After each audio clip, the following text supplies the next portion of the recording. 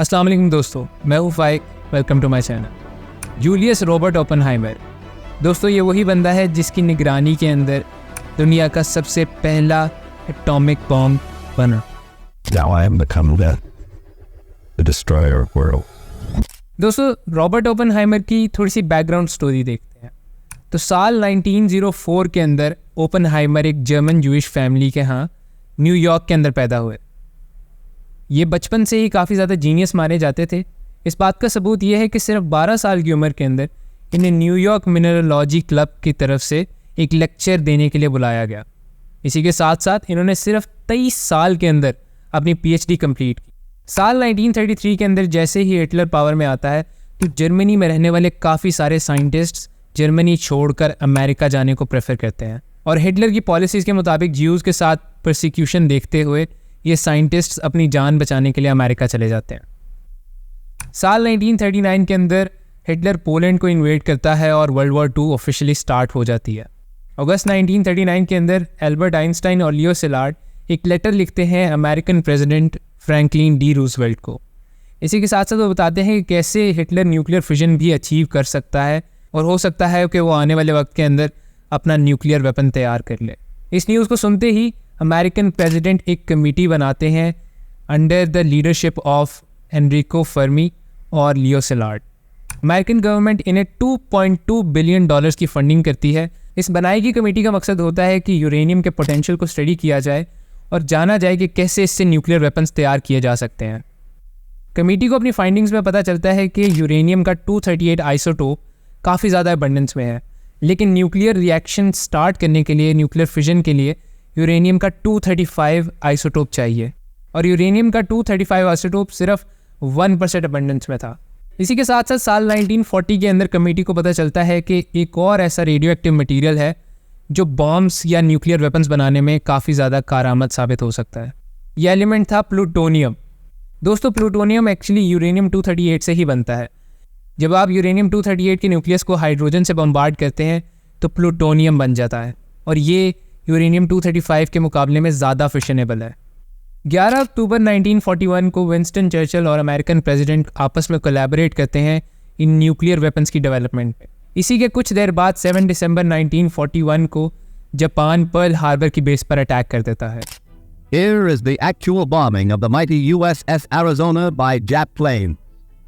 जून 1942 के अंदर American president इस बनाई गई न्यूक्लियर कमेटी के साथ आर्मी कॉर्प्स ऑफ इंजीनियर्स को इन्वॉल्व कर देते हैं। दोस्तों, army corps of engineer US military की एक ऐसी ब्रांच है जो कि मिलिट्री की एडवांसमेंट टेक्नोलॉजी के थ्रू इन चीज़ों पर काम करते हैं। इस आर्मी कॉर्प्स के मैनहट्टन में मौजूद नॉर्थ अटलांटिक डिवीज़न ऑफिस के अंदर 18th फ्लोर के ऊपर एक हेडक्वार्टर सेटअप किया जाता है, और यहाँ से मैनहट्टन प्रोजेक्ट की शुरुआत होती है 13 अगस्त 1942 में। 17 सितंबर 1942 के अंदर कर्नल लेस्ली ग्रूव्स को इस प्रोजेक्ट का हेड अपॉइंट कर दिया जाता है, और वो ओपेनहाइमर को बॉम्ब डिज़ाइन टीम का लीड बना देते हैं। अब इस प्रोजेक्ट को कॉन्फिडेंशियल रखने के लिए एक नई लोकेशन देखी जाती है, ओक ब्रिज, टेनेसी स्टेट। यहाँ पर एक नया शहर आबाद किया जाता है और इन तमाम साइंटिस्ट को वहाँ भेज दिया जाता है। इनका काम होता है ऐसे मेथड्स डेवलप करना जो यूरेनियम 238 को 235 में कन्वर्ट कर सकें। ये साइंटिस्ट यहाँ पर 4 मुख्तलिफ तरीके इस्तेमाल करते हैं, जिसमें gaseous diffusion, centrifuging, electromagnetic separation और लिक्विड थर्मल डिफ्यूजन शामिल है। लेकिन इनमें से सिर्फ 2 कामयाब रहते हैं, इलेक्ट्रोमैग्नेटिक सेपरेशन और गैशियस डिफ्यूजन। दूसरी तरफ वाशिंगटन के अंदर प्लूटोनियम के प्रोडक्शन पर काम चल रहा होता है। इवेंचुअली 2 दिसंबर 1942 को Enrico Fermi university of Chicago में पहला न्यूक्लियर चेन रिएक्शन टेस्ट करते हैं। इस टेस्ट में वो एक चेन रिएक्शन के थ्रू एक बल्ब को लाइट अप करते हैं, और ये सक्सेसफुल भी रहता है। इस तमाम रिसर्च के बाद अब एटॉमिक बॉम्ब बनाने का दूसरा मरहला आता है। इसको कहते हैं द प्रोजेक्ट वाई। यहाँ पर ओपेनहाइमर खुद एक नई लोकेशन रिकमेंड करते हैं। दोस्तों, ये लोकेशन वही थी जहाँ पर ओपेनहाइमर खुद अपनी हॉलीडेज़ बिताने जाया करते थे, पेकोस वैली, न्यू मैक्सिको स्टेट। इस वक्त कई मिलिट्री ऑफिशियल्स और गवर्नमेंट ऑफिशियल्स ओपेनहाइमर के ख़िलाफ़ थे, क्योंकि Oppenheimer openly left wing ideology को बहुत सपोर्ट करते थे।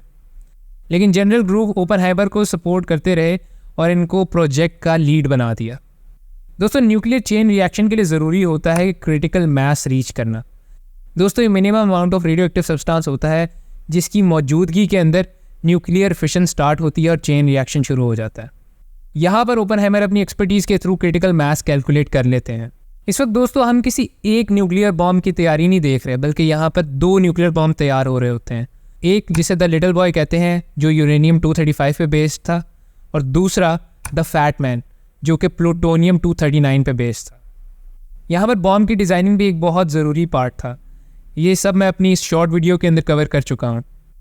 तो सूरत हाल अब कुछ ऐसी थी कि बॉम्ब्स डिज़ाइन हो चुके थे और इनको यूज़ किया जा सकता था, लेकिन ओपनहाइमर चाहते थे कि पहले एक टेस्ट कर लिया जाए। अब यहाँ पर क्योंकि प्लूटोनियम की प्रोडक्शन पहले ही बहुत कम थी, इस वजह से जनरल ग्रूव्स चाहते थे कि किसी किस्म के टेस्ट के बगैर ही इसको इस्तेमाल कर लिया जाए।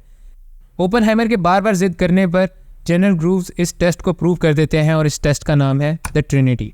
16 जुलाई 1945 सुबह के 5:30 बज रहे थे जब न्यू मैक्सिको के एक डेजर्ट के अंदर इस बॉम्ब को डेटोनेट किया गया, और इसको डेटोनेट करने पर जो एक्सप्लोजन सामने आया उसको देखकर ओपनहाइमर खुद हैरान रह गए, क्योंकि ओपनहाइमर को लगता था कि इसका एक्सप्लोजन तकरीबन 0.3 किलो टन TNT के बराबर होगा, लेकिन ये उनकी सोच से कई ज़्यादा निकला।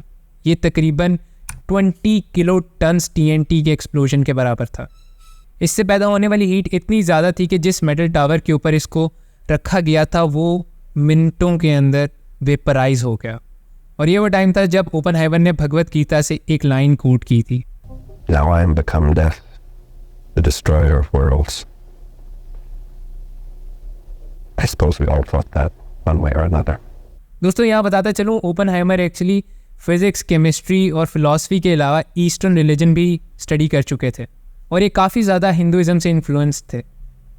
फाइनली 6 अगस्त 1945 को the little boy atomic bomb ये हिरोशिमा पर गिरा दिया जाता है, और इससे पैदा होने वाली डिस्ट्रक्शंस, इन सब की बात मैं अपनी वर्ल्ड वॉर 2 की वीडियो के अंदर कर चुका हूँ। इसके 3 दिन बाद 9 अगस्त 1945 को नागासाकी पे द फैट मैन गिरा दिया जाता है। हिरोशिमा का अटैक देख के ओपनहाइमर काफ़ी थ्रिल थे, क्योंकि वो इसको एक सक्सेस समझते थे कि कैसे उनके बनाए हुए बॉम्ब से एनिमी टेरिटरीज़ को नुकसान पहुंचा है। लेकिन नागासाकी के बॉम्ब ब्लास्ट के बाद ओपनहाइमर को इंस्टेंटली रिग्रेट हुआ कि उन्होंने ये क्या टेक्नोलॉजी इंसानी हाथों में दे दी है। इसलिए 17 अगस्त 1945 को ओपनहाइमर वाशिंगटन में सेक्रेटरी ऑफ वॉर से मिलने जाते हैं और इनको बताते हैं कि कैसे वो चाहते हैं कि न्यूक्लियर वेपन्स को कंटेन किया जाए, लेकिन इसका कोई फ़ायदा नहीं रहता। ओपनहाइमर इसके बाद US एटॉमिक कमीशन के साथ काम करना शुरू कर देते हैं और इनका मकसद होता है कि कैसे न्यूक्लियर वेपन्स को कंटेन किया जाए। वर्ल्ड वॉर 2 ख़त्म होने के 2 महीने बाद इन्हें मौका मिलता है कि वो प्रेसिडेंट हैरी ट्रूमैन, जो कि प्रेसिडेंट रूजवेल्ट की मौत के बाद नेक्स्ट प्रेसिडेंट बने थे, इनसे मिलने का। यहाँ पर ओपनहाइमर हैरी ट्रूमैन के सामने कह देते हैं कि I have bloods on my hand. ये सुन के ट्रूमैन को बहुत गुस्सा आता है और वो उनको वहाँ से निकल जाने का कहते हैं। इसके नतीजे में ओपनहाइमर से उनकी जॉब भी छीन ली जाती है और उन्हें काफ़ी मुश्किलात का सामना भी करना पड़ता है। बाकी रही ज़िंदगी ओपनहाइमर एज एन एकेडमिक गुजार देते हैं और एवेंचुअली 62 साल की उम्र के अंदर ओपनहाइमर थ्रोट कैंसर की वजह से मर जाते हैं, और इनके थ्रोट कैंसर की वजह चेन स्मोकिंग थी। तो दोस्तों ये थी सारी father of atomic bomb Robert Oppenheimer की स्टोरी। उम्मीद करता हूँ वीडियो आपको अच्छी लगी होगी। अगर अच्छी लगी है तो लाइक कर दीजिएगा और चैनल को सब्सक्राइब। अगली वीडियो तक अल्लाह हाफिज़।